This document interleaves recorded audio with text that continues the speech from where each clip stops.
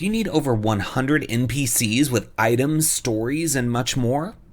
Are you looking for a Dragonlance adventure for characters levels 11 to 13? Do you want an adventure in a post-apocalyptic setting where technology and magic coexist? Well, if you said yes to any of those questions, we've got the books for you in this latest episode of D&D New Releases. So let's get started.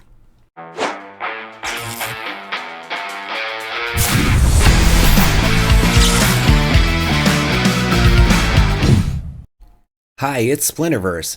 Welcome to another episode of D&D New Releases, where we offer first impressions of new third-party products for Dungeons & Dragons. We cover a selection of titles from Dungeon Masters Guild and 𝐷rive-thru RPG each week. The titles are presented in alphabetical order, and all of them are linked in the video description. Purchasing the books using those links helps the channel, but you can also support us by purchasing one of our best-selling books. Our newest release, Dragonlance Companion, offers 180 pages for players and DMs to bring the magical world of Krynn to life.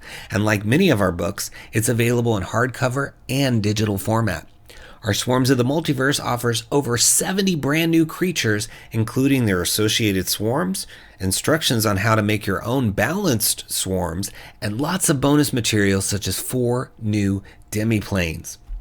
Our Feywild Companion offers 150 pages of Feywild fun for players and DMs alike. Also, our book, Fizban's Vault of Draconic Secrets, contains over 50 pages of dragon-themed player options, including a subclass for each class and much more. We've got lineages suitable for any setting, as well as optional lineage rules in our Van Richten's Librum of Lineages. With our Potions Unlocked book, we have over 100 pages of material to take potions to the next level in your game. Please support the channel by purchasing our books using the links in the video description. First up, we have Anansi's Tapestry of Lives, unique and useful NPCs from across the many realms, plus their items, stories, and adventures. It's from Never-Ending, $32, normally $39.99, so it's on sale, 318 pages. And it says it's a must-have compendium built around 110 fully illustrated, unique, and useful NPCs that you and your players will love. Each NPC has an intro monologue, a bio, personality, driving goal, and quirk. The book includes loads of supportive content like stat blocks, magic items, roll tables, inventories, story tables, and side quests. All of the mechanics are compatible with 5th edition, but it's primarily story-driven, so you can use it for other fantasy role-playing games as well. So, and this is an early release copy, it says here on the catalog, so it's going to be updated over time, but that's the beauty of digital, right? You can buy it now and get the updates as they come out anytime by going to My Library at the top of the page on 𝐷rive-thru or DM's Guild. So right here on this first page, we're seeing Anton Thrisk, private art collector, with an image for him, as well as bio, personality, driving goal, quirk. It says what's in the Thrisk collection, and then there's some artifacts listed, quite a few of those. And then there's also some minor artifacts, and then some information about Anton's mansion with some lair actions, and then a whole stat block, which is CR6, with some different reactions, etc. So pretty cool. Quite a bit of content just for that first NPC that we're looking at. And I mean, remember, this book has 110.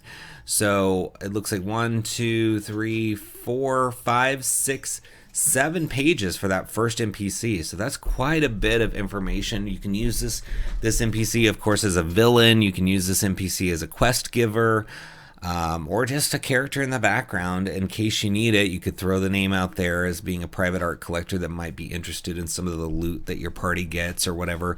And then if needed, you can turn it into something more than that, right? It's always good to have little seeds planted in your campaign story, so that in the event that you want to go a different direction, or you need to circle back, or things don't go as to plan, you can then start cultivating one of those seeds further and creating something to take your story in a new direction. But we'll read a little bit here. Let's read about the bio here for for Thrisk. It says, Thrisk oozes private school sophistication and noble pedigree, but looks are deceiving. He is an autodidact and the only son of working-class undertakers. His real name is Paul. What he has learned of history, languages, art, and the dark arts he has learned on his own. His stately manner, along with its riches, rare artifacts, and art pieces, once belonged to his estranged uncle, who bequeathed his entire estate to Thrisk on his deathbed. Whether the uncle was dead before or after he signed away everything to Thrisk, only the necromancer himself knows for certain. The halls of Thrisk Old Money Manse are lined with books, tapestries, sculpture, and more. Many rooms also contain powerful or significant magical artifacts. Behind thick museum glass, for a considerable admissions fee, Thrisk will host private tours and give lectures on his historical and artistic significance of his collection. He has a coterie who waits on him and his guests hand and foot. Some are enthusiastic young artists and budding historians who seek Thrisk as a patron. Others are well-maintained corpses powered by Thrisk's necromancy. It's difficult to tell them apart. They're all pale and fashionably disheveled. So very cool, interesting character. I haven't seen a character like this before in D&D. And it can go so many directions. I mean, you can get on the bad side of Thrisk. Maybe, you know, you have a thief in your party that steals something. Maybe for a good reason. Maybe something needs to be taken to save the day. But that could make him an enemy, or he could be a quest giver, or, you know, maybe he starts off as a quest giver. Everybody's like, you know, he's a little creepy, and then they discover that maybe he's a little too dark with his necromancy. Maybe he did kill his uncle or whatever, and so then ultimately he becomes the big bad. And how great would that be to have a campaign start with a quest giver that's a little bit odd, who at the very end ends up being the big bad, right? So could be really fun. There's quirks here. So let's look at one of the artifacts. It says, Bones of the All-Seeing Serpent, a beaded pouch of musty gray leather containing the skull and disconnected vertebrae of a cursed poisonous snake. While holding the pouch open to your ear and staring at a target, you can use it to cast Detect Thoughts to read its surface thoughts, articulated to you by a disembodied hissing voice from within the pouch. If, according to the language of the spell, you probe deeper and the target saves against the magic, the snake's skull bites you. The attack automatically hits and deals 1 piercing damage and 5 poison damage. So yeah, that's an interesting one that you could have a lot of fun with, you know, playing with this detect thoughts effect and trying to figure out what's going on and, you know, getting bit by the snake skull. So interesting. And there's a bunch of other artifacts, minor as well, in this collection. And this is just one character. I mean, look at the stat block. There's some really cool abilities named like "You seem like my kind of people" or "Not the relics, you fool." So those are really fun names in the stat block as well. And then you've got other NPCs here to look through. So you get to look through at least several of these NPCs, but I really like how cleanly laid out it is and how they're all illustrated. And by human artists, it appears, which is great. So I think you should support this and check it out and add these awesome NPCs to your collection. And you never know when you're going to need them. So look for it in the video description links under Anansi's Tapestry of Lives and give it a click. Next, we have Cultures of Karrnath, The Blade of Galifar by Joseph Meehan. It is $9.99 for 41 pages. It says, bringing Karrnath to life or unlife like never before. Tucked away in the bitter northeastern corner of Corvair, Karrnath is the most isolated of the surviving 5 nations, but it is also where the kingdom of Galifar originated. Outsiders see the people of Karrnath as grim and stoic soldiers, conditioned by bitter winters and repulsive necromancy. This supplement adds nuance beyond those stereotypes, exploring the full meaning of being a Karn. So really cool, and you can look at the whole book in the preview, so you can really decide if it works for you.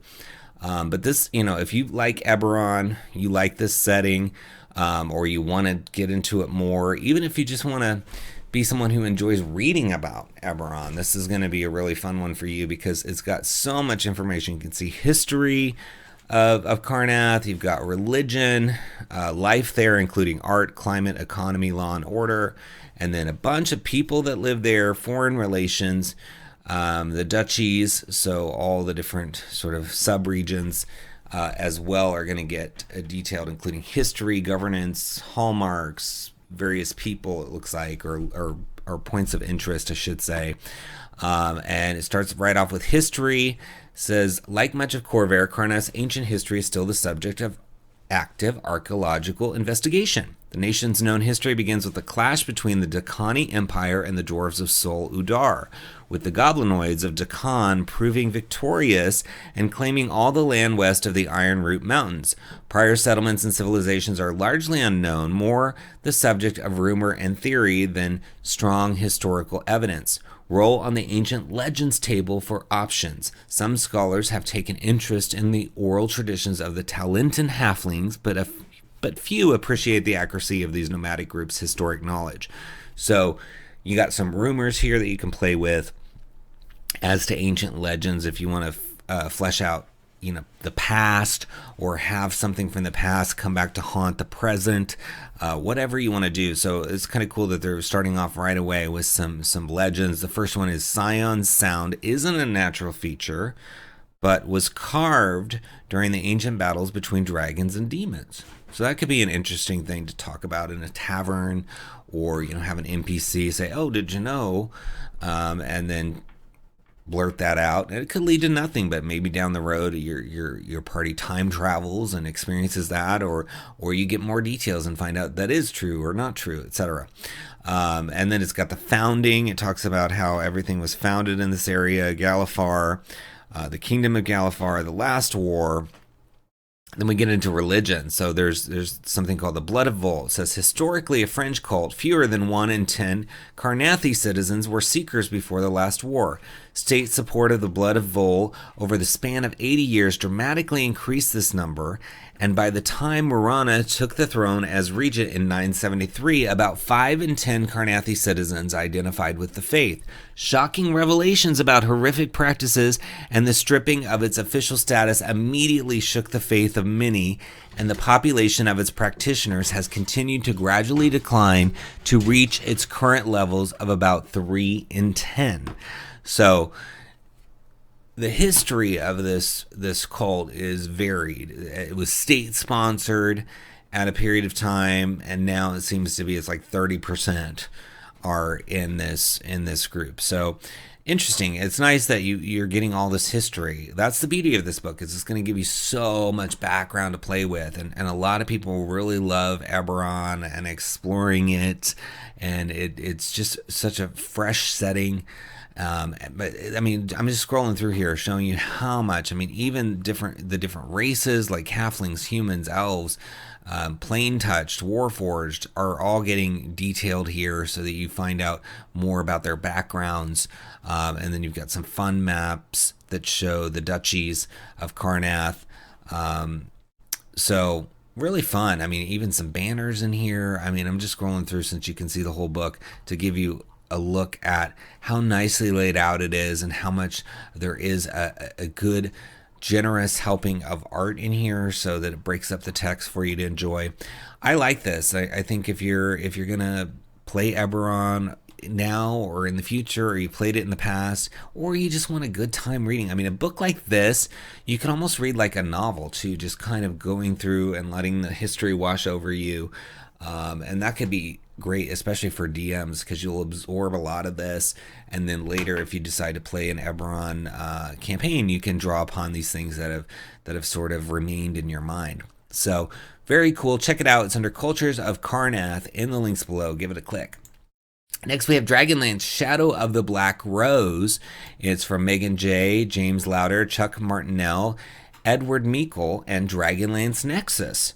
So, Dragonlance Nexus is probably the best site for Dragonlance stuff. And so they've been working to produce some Dragonlance books since the official Dragonlance book came out from Wizards of the Coast. And so this is the latest one, and it's $8.99 for 50 pages.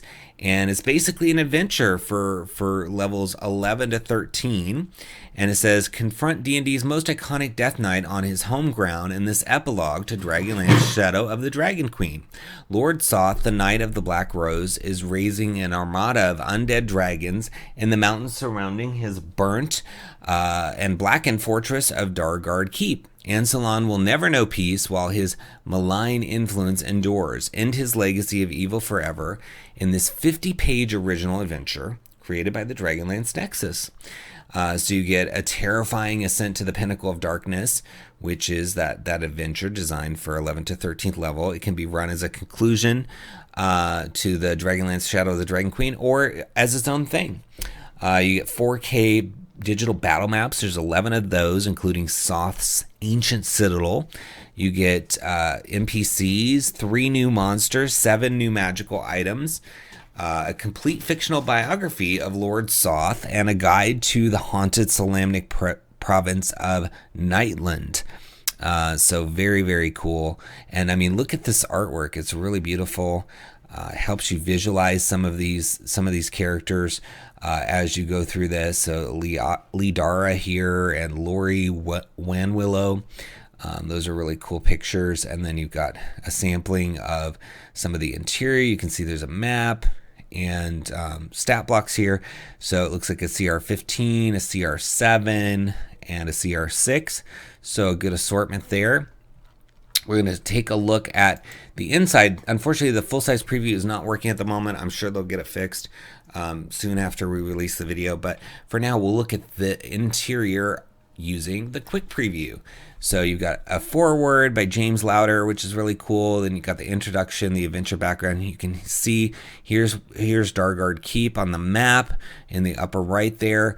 And then you get the whole adventure background and then an overview, hooks, how to bring the characters in. And I love the generous assortment here of hooks, because you could just, if you're making an adventure that can be a follow-on from a Wizards of the Coast one, you could easily just say, well, they run that adventure and then they continue. But they didn't take that easy way out here. They do say that you can use that, which is great and helpful, but they're also giving you other options, which I really appreciate, because again, you could take sort of the lazy way and just say follow on from that adventure, have fun, right? But they're not doing that. They're saying, hey, look, we have this one called the Knight, the Ascetic, the Fallen Cleric, etc. So let's read one of these. Let's read the researcher. It says, Gefra of the White, a neutral good half-elf mage, is a member of the Wizards Conclave located at the Tower of High Sorcery in Waywrath Forest. She has spent her career studying the most dangerous undead monsters known on Krynn. While on a field mission in Nightland, Gefra detected the presence of an unknown magic emanating from Dargard Keep. She infiltrated the keep in astral form and found the source of the mysterious emanations, the cataclysmic fire. She also discovered that Soth has been using the cataclysmic fire to create undead death dragons in the mountains near his stronghold. Gefra tried to convince the Conclave to assault Dargard Keep, but the Black Robes voted her down. Acting on her own initiative, Gefra entrusts the party with the Amulet of the True Knight, currently in the possession of the Mages of High Sorcery, as well as a compilation of all the wizard's notes on Soth's life and death.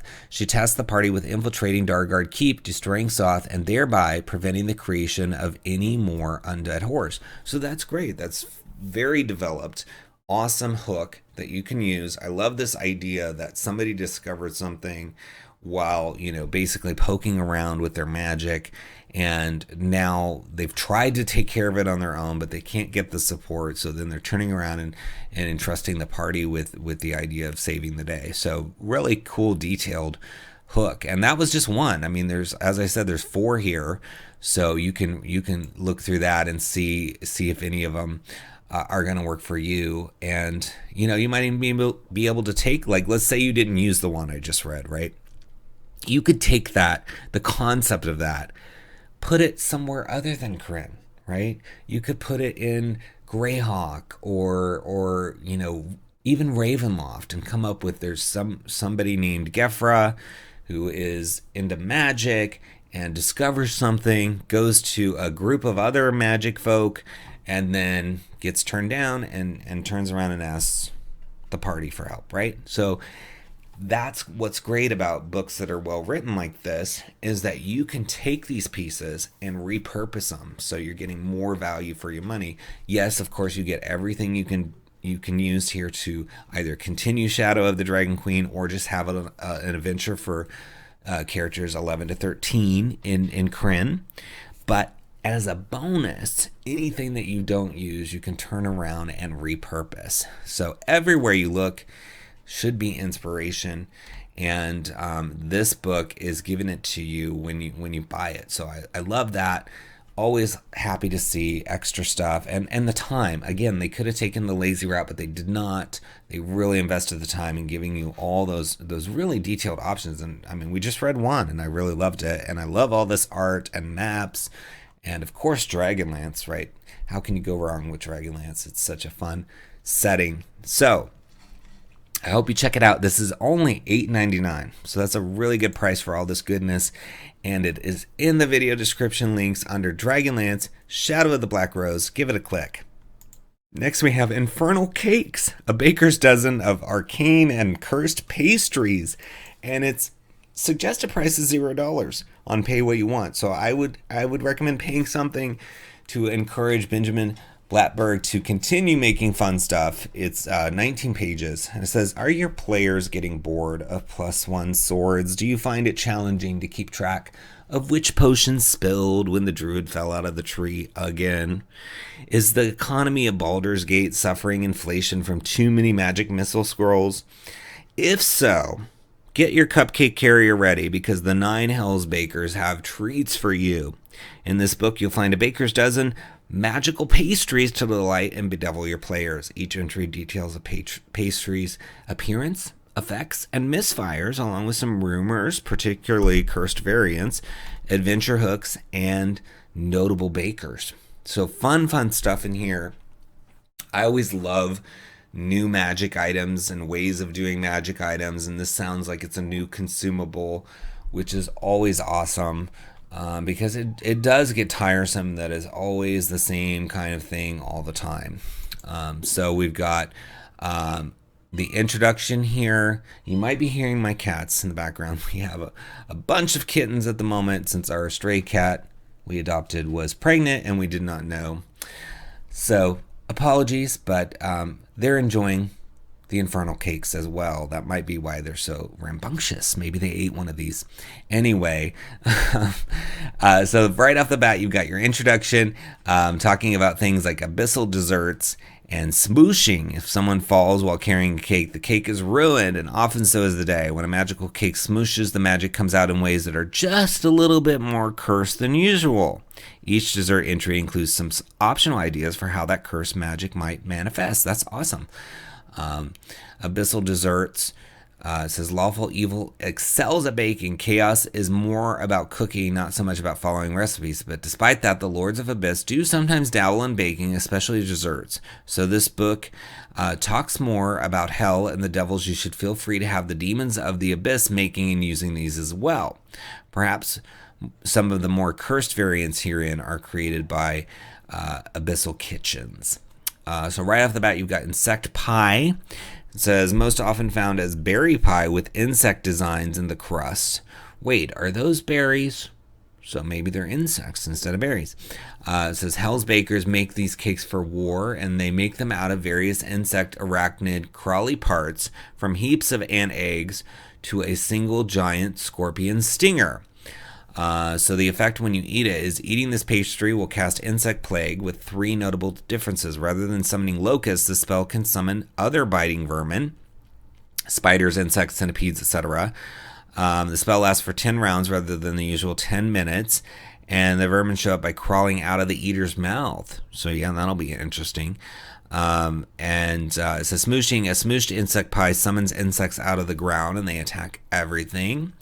And then there's some cursed variants. It says after the spell ends, the vermin summoned by some particularly cursed pastry crawl back into the summoner's mouth. Having vermin crawl out of your mouth is gross, but having them crawl back is even worse. It might cost hit points, sanity, or time, so that's up to the DM. Giant insect pies summon a giant uncontrolled vermin, which is instantly fatal to the summoner. Of course, an infernal warlord would think nothing of having lemures consume such a cursed cake, even if it would pop them like a balloon. Maybe the PCs could serve this cake to that pesky, politically connected warlord they want to get rid of, but can't fight openly. Yeah, so that could be a fun way to solve a problem that's maybe bigger than the party can handle. Notable baker, there's Hellbore, a tiefling ex-druid who gathers her baking supplies and occasionally hires clueless PCs to help hunt the bigger insect infestations. Though not a nurturing, caring, or even humane employer, she always fulfills her side of the bargain and can pay in hellish information. And then there's a hook here as well, which we're not going to read, but you can read it on your own. And then it goes right into Jenny Green Teeth's Tentacle Cake, and the Secret Ingredient Cake, and Bone Pop of Negral. I mean, Cake of Vile Darkness. There's so many in here. And I mean, that first one we read was pretty fun. I like how it's a variation on Insect Plague, and there's just so many ways you could use it. You could fall on it by smooshing it. You could eat it. You could eat a more powerful one and instantly blow up. You could, I mean, so many things. It could be used as a weapon. It could be used as a distraction. It could be used, as trade. To trade, maybe somebody wants a cake like this. Maybe, if you think about it, if you're somebody, maybe a lord or some other noble, and you are all about eating and the different flavors that are out there, maybe you send the party to another plane to get something you've heard about to try, because you've tried everything and you're sick of it. Bring me the Infernal Cakes, right? So you could have a character like that. I mean, there's so many ways to use this, and at this crazy price of free, why not get it? I, again, recommend paying something. It's very creative, and we need to support that on here. But you could always download it for free, see if you like it, see if you're going to use it, and then come back and pay as well. But in any case, the first thing you need to do is look for in the video description links under Infernal Cakes, give it a click, and check it out. Next, we have Ozaka campaign setting by First Ones Entertainment and J.P. Chapleau. And it is 209 pages for $10. It says, an island on no world, and on all of them, rising from the ocean amid an eternal storm, Ozaka is home to a unique, vibrant culture ruled by the mighty samurai who vie for power. Located on a nexus where the veil between the planes is weaker, allowing for extraplanar creatures and travelers to cross. Inspired by the tales and folklore of ancient Japan, Ozaka is a colorful setting designed for the world's oldest role-playing game. So it's got a campaign setting, 7 new character races, 2 new classes, including the courtier and the shujinja, which is a mage priest, and new archetypes for almost every class, how to use the different social castes, the religion of Ozaka, 10 fully statted NPCs, and over 30 new monsters. There's also 2 adventures, the introductory Ghosts of Kuragawa and the 1-page dungeon Temple of the Purple Egg. So very cool. And it's part of a bundle, so if you want to get just the settings produced by First Ones Entertainment, because they have some other ones, including Rhyme and Sagakar, I guess is how you say that. So they have some other ones that you can get in a bundle for $30. So here it shows you kind of the layout. It goes into society, the religion, the provinces, the different options for the players, equipment, magic, characters, and monsters. I mean, it's got everything. So you're going to be fully covered. I would say this is comprehensive coverage that you would need for, a new setting. Here you get the map of Ozaka and all the different areas. Really cool. It says, this book does not contain lists of equipment, equivalents, or variants of weapons. This is a deliberate choice to focus on action and story and avoid focusing on details about a spear point or the material of an armor. And it's not a rehash of similar settings posted to a different game system, even if their influence on this document is apparent. And it's also not a history book. It's good to say all those things because people do get mixed up.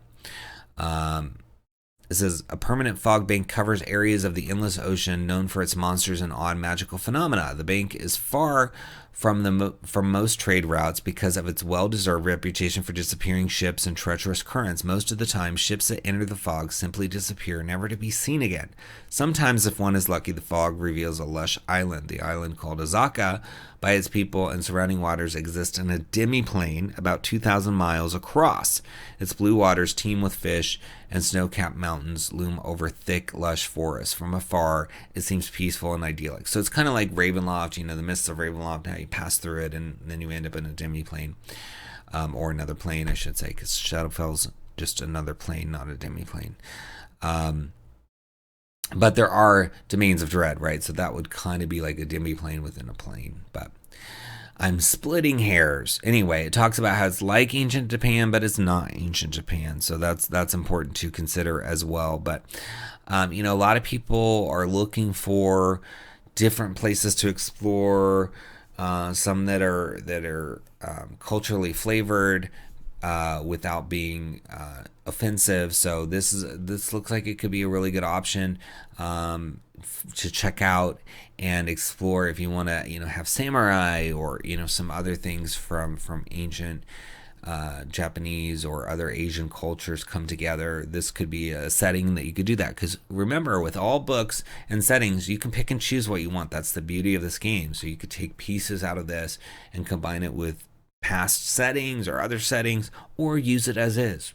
But you first have to get the book, and you can do that by going down in the video description links and clicking the one for Ozaka campaign setting. Give it a try. Next, we've got product preview, Creed's Codex Legends of the Psionics, and it's by Night Vision Creative. It's got a suggested price of $1.99 on Pay What You Want, and it's 11 pages, 5th edition, and it's a sample of some stuff that's coming to Kickstarter. So you're going to get 3 magic items, 7 variants, psionic lore, and a subclass, 3 psionic NPC villain stat blocks, lore, tactics, encounters, loot, plot hooks, and skill check encounter, 10 feats, including 2 Paragon Paths and 4 new spells. So lots of stuff for a low cost or free if you decide to just check it out first and then pay later. But in any case, it's going to give you a sneak preview of what's coming on Kickstarter, and it's also a way to give feedback. I mean, with these free previews for Kickstarter, you can always get those and then provide feedback to the creators so that they can tweak things before the book comes out. Because remember, when somebody does a Kickstarter and it gets fully funded, the book doesn't come out the next day when it's done, right? The creators take time to produce the book. So when you get engaged in a preview, you have an opportunity to really influence early the direction of things. And so this one of the reasons I picked it for inclusion this week is that it includes some psionic stuff. And I know that people like psionics, and that it really hasn't gotten any, a little bit of official Wizards of the Coast attention in 5th edition, but there's been some great third-party products for it. So this seems to be, potentially another one for you. So let's look inside. It's got a really nice layout. It talks about how it's work in progress. There's a Discord. So I mentioned giving feedback, right? You could get on the Discord and ask your questions or give them some input. But I'm enjoying the artwork in here. You can see right off the bat we're getting some magic items. So you have an Ancestral Shield, Helm of Synaptic Acceleration, and the Gem of Duration. And then you've got Psionic, it looks like, which is, I'm not sure let's see what that is up here. So it looks like it might be, I'm not sure if it's a subclass or a class. Maybe it's a class. No. It's monsters. Okay. I'm not sure because it didn't have a heading as to what it was, but I get it. Okay. Now and that's a cool image for it. Love that. Reminds me of Psylocke from the X-Men.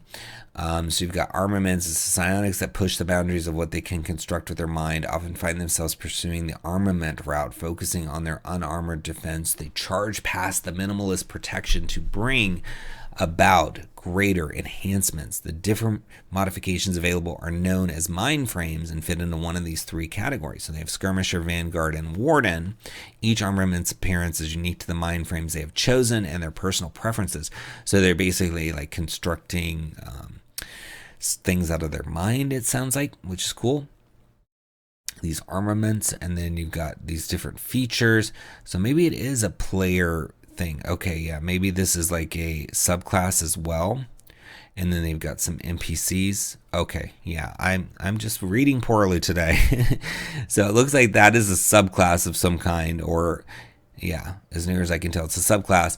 And then you get to some psionic NPCs and villains. So I scrolled too fast. I thought these stat blocks that we're looking at here are what the psionic is. So it's some sort of subclass, but I'm not sure which class that it goes with. It says that the psionic armament is the name of it. Has all of these abilities, so very cool. And it has a summoning armor. It looks like it could be really cool. I'm not sure which class though. But moving on, they have the psionic NPCs and villains, which is really cool, because like, what good is having psionics if you never have any villains that can also use it, right? So already they're bringing in some of those, and you're getting a CR 1-4, 1-2, and a 1. And then you got some Paragon paths, Elemental Conduit, and then you've got Team Player, so some cool stuff. And then we get into spells. So I always love new spells. You've got Atrophy, the Chords of Chaos. Let's look at Chords of Chaos. It's the first level evocation, casting time of an action, range of 60 feet, instantaneous duration.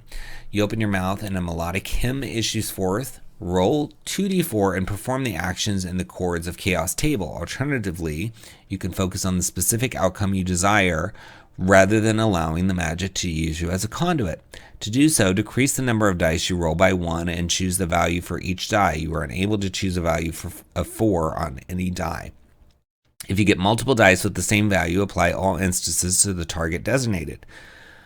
So the Chords of Chaos table, it has D4 options. It says the first one is the friendly creature with the lowest current hit points and range regains hit points equal to 1d6. If this would heal them to their maximum hit points, any remaining hit points become temporary hit points. And the second option is the hostile creature with the lowest current hit points and range must make an intelligence saving throw or take psychic damage. So very, very cool. Little effects, and there's 2 other ones. And then you got the Hammers of Healing spell, and it looks like an altered mage hand. So fun. Really, really cool that you're getting to see such a wide assortment of things from this campaign, because you're getting spells, items, psionic information, paragon paths. I mean, this is quite a mixture of things to explore for a very low price. And again, you're going to get that early access to influence this project in a positive way, not only hopefully getting funded, but making some playtest comments and helping them shape this. That could be really fun if you've never done that. You might have a good experience. I'm not sure, but it could be worth a try. And here is what it looks like. It's under product preview, Creeds, Codex, in the links below. Give it a click. And next we have Shattered Worlds Player's Guide from Siegebreaker Game Studios. And it is $19.99 on sale. It's normally $29.99, and it's 196 pages. And it says, Shattered Worlds transports the players to a gritty post-apocalyptic setting where technology and magic exist side by side. Events now commonly referred to as Fracture broke the veil between the many worlds, exchanging massive stabs of the Earth's crust with others from the multiverses in the process. But turf wasn't all moved between the spheres. Numerous plants, animals, and peoples were also uprooted and transplanted into worlds wholly alien to themselves. Then came the fractures, connecting the Earth to the abyss, bringing entire armies of demons to ravage the newly discovered lands. The resulting wars between humanity and the demon hordes devastated the Earth as magic and nuclear fire raged. The agents of chaos were finally vanquished, and the last great demon army was destroyed outside of Los Angeles, but Earth's inhabitants paid an incredibly high price. The wars and resulting nuclear winter in the northern hemisphere resulted in mass starvation and plagues, while in the southern hemisphere an economic collapse resulted in the extermination of more than 90% of the world's population. This collapse of civilization is now known as the Fall. 25 years later, the world's climate has begun to recover, and pockets of survivors are venturing forth from the ruins seeking a better life. They are greeted by a shattered landscape that bears little resemblance to the once green orb known as the Earth. Against this backdrop, like pieces on a giant chessboard, demons, devils, liches, elves, humans, and others vie for survival and superiority. These factions and many more are destined to become the player's allies, their nemesis, or possibly both, as they explore the war-torn landscape. So you're getting 6 new classes, because this is kind of, to me, feels like a hybrid of modern and regular fantasy. In terms of how the game plays, I'm not sure if they based it more on modern or just 5e in general. It feels like more based on 5e, which is fine because it does have the magic. I think it's harder to base things on 5e when you cut out the magic, but this does have the magic and the demons and all that stuff. So you get soldier, scout, technician, specialist, warden, and the modern warlock. And then you get modern small arms, so maybe it is more modern focused. Either way, they all have a root of 5th edition, so it works. You got modern weapons, tool set, feats, barter system, modern medicine, and there's even a little trailer down here you can watch, which is cool. So let's look inside. Fun artwork here. That's a cool post-apocalyptic looking thing. Yeah, so many different creatures and ideas you could get from this, although these seem to be mostly humans. I say creatures because they could behave like creatures even if they are humanoids, and I guess even humanoids are considered creatures in Dungeons and Dragons. So you got an introduction, dinosaurs ravage Las Vegas Strip, and you got all these role-playing supplies. It says 5th edition changes. The Shattered Worlds 5th edition uses many of the common rules that you would find in 5th edition. Because the realm of the Shattered Worlds is both deadly and modern, we have tried to keep the theme of 5th edition world set while adding rules only when necessary to set the theme of the grim post-apocalyptic landscape. Tongue twister there today. But so it says, shows you some changes here. So advantages and disadvantage can't stack. Character generation players start at level 3. Max level for players is 10. Max stats is 20. The available species, and then it gets into some of the other changes, but it's mostly new classes and then proficiency stuff. Combat, equipment, magic, etc. It says requires concentration checks to cast all spells. Only warlocks can cast spells, and cantrips are limited. So you got magic. Again, a lot of post-apocalyptic settings are fully modern. There's no magic. It's all about tech, right? Or even not post-apocalyptic, like futuristic sci-fi settings are all about tech. So I like that this has a mixture. So you get humans. It says dwarves are short and stocky species that have incredible resistances as well as stubbornness. They tend to have an affinity with the underground, but can be found in most environments. They love both tradition and also the discovery of new technology. Dwarves of the Shadow World have adapted to the new human technologies as they transition to a world with limited magic. They no longer live exclusively in the mountains. They can be found in many human settlements and scattered across a vast and varying landscape. The dwarves' skills in engineering and their hardiness make them valuable in almost any post-fall settlement. And you get all the stats for that, as well as elves, etc. Half-elves, orcs and half-orcs, tieflings. And then you just get little things like September 2nd, 2043. Today we witnessed an Iruxi tribal leader reattach a severed arm using a spell in mere seconds. Scientists believe that this ability channels a force that has been unknown to the world prior to the fractures. Popular culture is calling this force magic, but the scientific community has not gained consensus on a name. So again, it's showcasing that blend of magic and modern, which is fun. I haven't seen that really before since we started this series on this channel. Definitely seen post-apocalyptic settings, sci-fi settings, future settings, all that stuff, but very little instances of a mixture of technology and magic, which is what drew me to this. But it looks like it could be really fun, and there could be just pieces you take out of here, like the new barter system, and put it into your modern setting, or you could fully use this however you want to do it. It seems like it's really cool. So check it out. It's in the video description, links under Shattered Worlds. Give it a click. Next we have Tristan's Trove of Magic Loot, Volume 2 from Arcadian Media. It's $1.99 for 16 pages. And it says infamous treasure hunter Tristan Kane has collected 34 new magic items and 6 new monsters. And it gives you a list of all the items, everything from Arcane Grenade all the way down to the Whip of Lightning. And then the monsters range from Crawling Nightmare to something called the 𝘎𝙤𝙘. So very, very cool. And for $1.99, that's a lot of stuff you're going to get. So just scrolling through, you get to see 4 pages, including Potion of Lightning Breath, a lightning beetle, which is an insectoid creature that is about the size of a fist.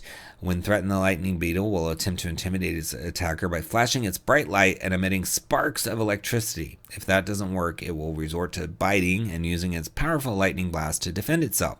Live beetles are often collected by gnomes and artificers to power mechanical contraptions. The carapaces of dead beetles can be ground up and used as an ingredient in the Potion of Lightning Breath. And then you have that potion here. After drinking this potion, you can use a bonus action to exhale lightning at a target within 30 feet of you. The target must make a dex saving throw or take lightning damage on a failed save, or half as much on a successful one. The effect ends after you exhale the lightning 3 times or when 1 hour is passed. And then it's got some flavor for that potion as well. You got a potion of rage, a potion of burning blood. Let's read that one. It's uncommon. When you drink this potion, your blood becomes dangerous to any creature but you for 1 hour. During this time, any creature within 5 feet of you, when you take piercing, slashing, or acid damage, must make a dex saving throw, taking fire damage on a failed save, or half as much damage on a successful one. I always leave out the numbers when I'm reading those, just for ease on the channel. They're there in the book. If you're just listening to the audio. Very, very fun stuff. I like these. So many different ideas you could do with these potions. I mean, you could have somebody hunting for these beetles, and then they have to fight them, and then after that they grind up the carapaces to make a potion. So it's a 1-2 punch there. You've got the item and the monster, and then do you get to keep the item that you helped whoever make, or are you trying to make it? Who knows? But it's all up to you in Dungeons and Dragons. So check it out. It's in the video description. Links under Tristan's Trove of Magic Loot, Volume 2. Give it a click.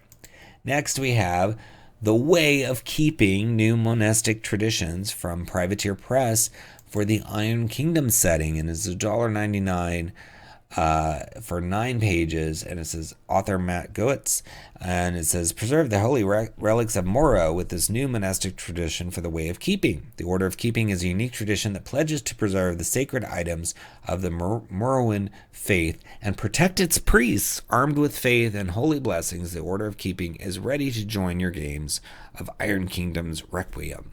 So I love the Iron Kingdoms. I'm always excited when there's a new release, because it's just a cool setting to me. I love how it has this sort of mechanical but magical feel at the same time. And here you can see it's always beautifully done inside as well, their books. So you've got the symbols and patronages of the Ascendants of Morrow. It says, in addition to their use as Ascendant talismans, the symbols of the Ascendants are sometimes imprinted, embossed, or engraved on items associated with their areas of patronage.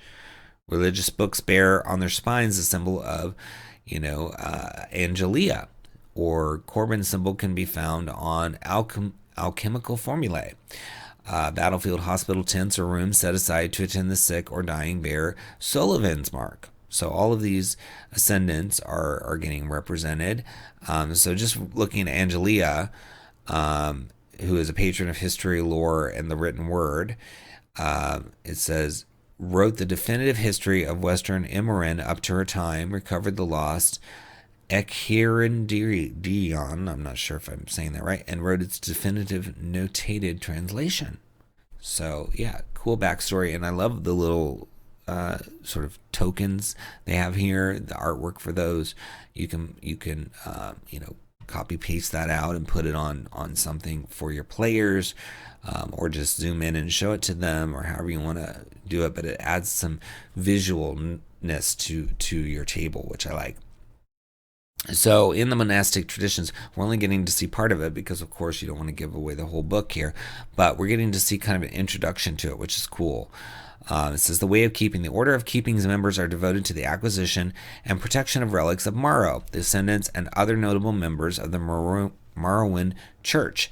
Theirs is a martial order that trains the body and spirit to better defend the relics they preserve. The Order of Keeping also acts as the defender of the Morrowind priesthood, working alongside the Knights of the Prophet and precursor knights to assure the sanctity of Morrowind holy places and the clergy within them. So, yeah, that makes sense. You need somebody to preserve all this, especially if people have literally died to get the history written down. You don't want it to be lost. It's tragic to lose that knowledge. So at the third level, when you choose this tradition, your unarmed strikes can be infused with spiritual energy. Once on each of your turns, when you hit a creature with a melee attack, you can cause the attack to deal extra radiant damage equal to your wisdom modifier. Bless item. At 6th level, you gain the ability to imbue mundane items with Morrowind blessings. Blessings known. When you gain this feature, pick 3 blessings to earn. Choose from the blessing sections at the end of the subclass description, and you learn additional blessings at 11th, 14th, and 18th. Unless a blessings description says otherwise, you can't learn a blessing more than once. And then you can, when you finish a long rest, you can touch a non-magical object and spend 1 key point to imbue it with one of your blessings, turning it into a magic item. A blessing works only on certain kinds of objects as specified in the blessings description. You can choose to attune yourself to it the instant you bless the item.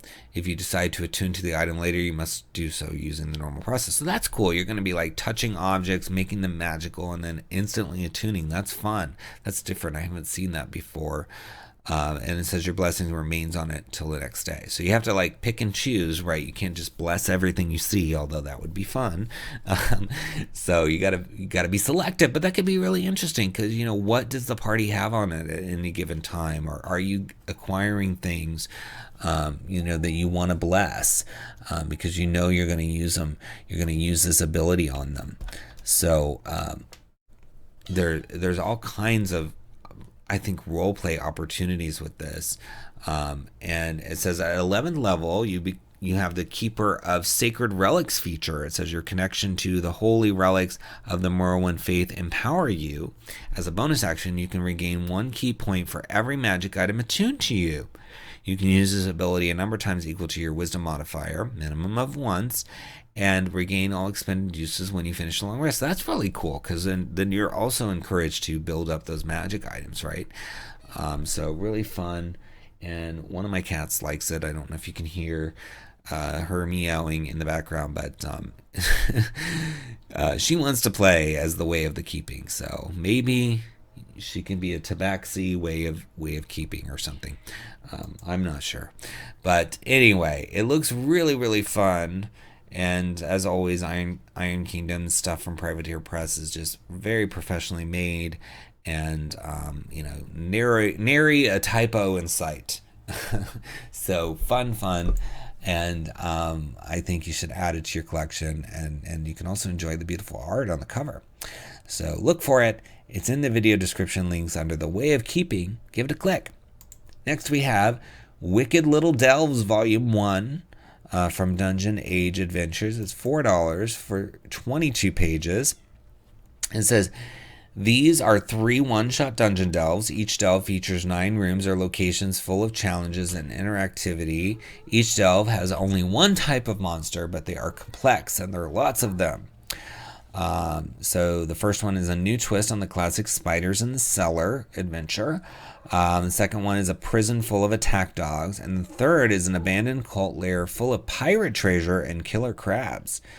And then you get, what I love about Dungeon Age is you always get multiple systems you can use it with. So this gives you 5th edition, old school essentials, which is, OSR basically. So early editions, of D&D. And then another game called Into the Odd. So 3 different ways you can play these adventures, and then there's 3 adventures, so 3 times 3. And it says these adventures are intended for characters at levels 1, 2, and 3. They are mainly focused on exploration and combat with some minor social encounters. Estimated runtime for each is 1 session or 2 to 5 hours, and each adventure includes 1 complex original monster and a variety of unique treasures. So cool stuff. Let's look inside. They always use a really nice 3-column format with Dungeon Age books. We've looked at a number of their fun titles over the years during this show. But I like this because I think, when you're trying to find something quickly, these little headings and just the condensed nature of the text into a smaller column, I think it's going to make it easier to read it in a hurry. So yeah, it starts off with the usual introduction, and then you get into the delves. So delve 1 is spiders in the cellar, delve 2 hounds in the prison, and delve 3 crabs in the cave. And here's a cool map for the first one, and then it gives you some notes of the different stat blocks, etc. that you need, some random encounters that you might, and they seem themed. Like this one is focused on spiders, so you're getting those. And then you get the different locations as you crawl through them, because this is a dungeon crawl, right? So the very first one is the cold storage, but again, you might go in a different order, but this is numbered 1, so we're going to read that one. It says, door is made of wood, it's open, there's no light, the low ceiling arches over wooden crates and barrels, a splotchy carcass hangs on a hook, dense white webs fill the space, a body lies on or at the back. And so then it's, each of the things that are underlined here have explanations below. So crates, tarps over rotten onions, turnips, potatoes, carrots, beets. When burned, releases foul fumes. Danger, 1 spider under the tarp. And then barrels. There's cold water in some of them, electric eels, and a dead spider, which has been electrocuted. When touched, the eels scream. And it attracts 2 spiders. And then there's a carcass, which is deer with green spots and spider bites. A spider lurks on the other side, etc. You get the idea. So you go through each of the things referenced in the sort of description of the room. And then you can go forth from there with all of the 5th edition stats that you need, or into the odd or old school essentials.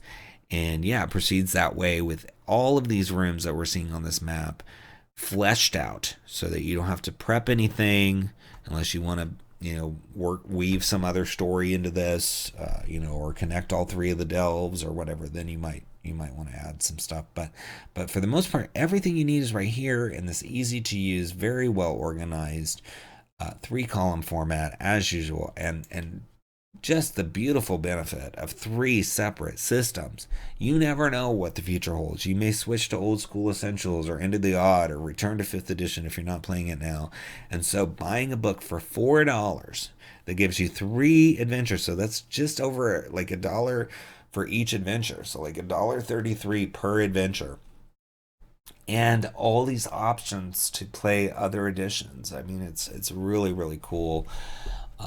And I always appreciate seeing new stuff from Dungeon Age because of that value for the money, because you could charge a lot more for that to have all 3 of those editions, or you could split them up into separate books and make you buy each one to get that. But Dungeon Age Adventures is always bringing you that assortment of systems for a low price, super low. So I think you need to grab it. It's in the video description links. It's under Wicked Little Delves. Give it a click. All right, now we've come to that part of our program where we talk about books where we can't take a deep dive, but we want to give a shout out to them so you can find out that they're out there and check them out on your own time. The first one is 100 Oddities for an Alchemy Lab. It's system neutral. It's useful as a reference. It's from Skirmisher Publishing, $2.99 for 30 pages. Then we've got Kuko's Magic Emporium, 100 magic items and a shop for your 5e games. It's suggested price of $3.50 for 42 pages. Then we have The Dancer, a full casting class for 5th edition, and it's $6.99 for 11 pages. Then we have Divine Blessings Ogma, $2.99 for 6 pages. And then we have The Dread of Denwell. It's an adventure set in Forgotten Realms. It's $14.95 for 241 pages. Then we have The Martial Patch, a suggested price of 99 cents. It is 18 pages, and it's got some optional rules that deal with martial characters and using those mechanics. It's also got feats and talents. Then we've got The Maw of the Matrophage, which is $3.99 for 19 pages. And it is an adventure for level 4. And then we have another adventure, The Mirrored Mountain, which is available in PDF or print on demand. And the PDF's $3. The print on demand black and white book is $10, or both for that same price. It is 22 pages, and it's an adventure for levels 3 to 4. OSR, I believe. Or no, this is 5th edition, my apologies. And then we've also got Monstrous Lair 89, Gargoyle's Ruin, which is giving you descriptors and other things in a system-neutral fashion to present a lair. And it is $1.65 for 4 pages. Then we've got Much Ado About Dragons. It's a dramatic adventure. In the words of the original bard, for a party of 46 5th level characters, and it's a suggested price of $1 for 22 pages. Then we've also got the Orcs for $1.99. It's 7 pages, and it's filled with encounters, obviously involving orcs. And then we have the Pig's Lane Printer's Tale for $6.49. It is 25 pages. It's an adventure for level 3. Got a warlock subclass and items for you as well. So many books. I hope you're checking them out. Thanks so much for watching. Please subscribe to the channel, like the video, leave us a comment for the algorithm. I will respond to all comments personally. And if you can, share the video on your social media platforms so that we can get the word out about these great books and this series on YouTube. And I really do appreciate all of you watching. I hope you click those links in the video description to support all these awesome creators, help encourage them to keep going. There is a lot of competition, so it's a very competitive field, and they can use your support. And, you know, there's just generally a lot of noise in the world, so some people forget about D&D or the options that are out there, so it's always nice to have others help uplift those.